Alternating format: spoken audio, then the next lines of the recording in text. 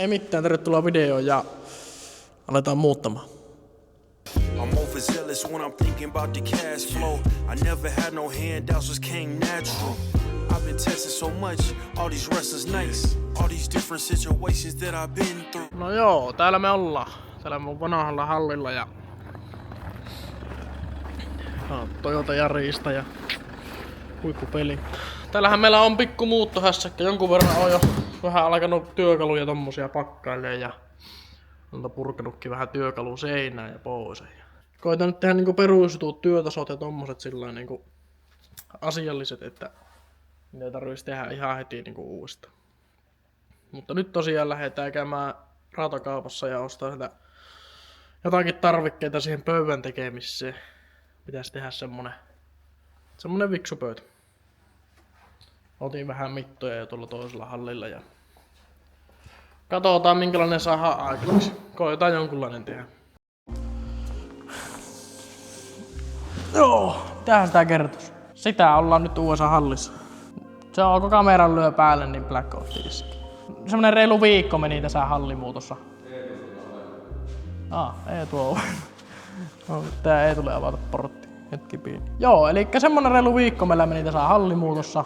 Laitettiin tänne halliin vähän heksagonnivaloja ja sitten hirviä roudaaminen on ollut noiden tavaroiden kanssa, koska sitä yllättävän paljon kertynyt kaikkia paskaa.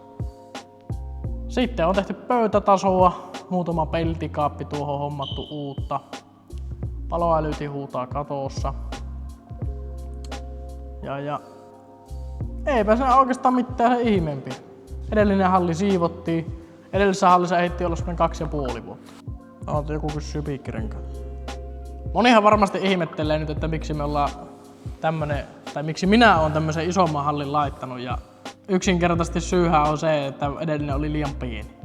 Siellä ei mahtunut harrastaa, ja sitten kun harrastukseen oli jo liian pieni, niin sitten ei mahtunut tekemään yritystoimintaa.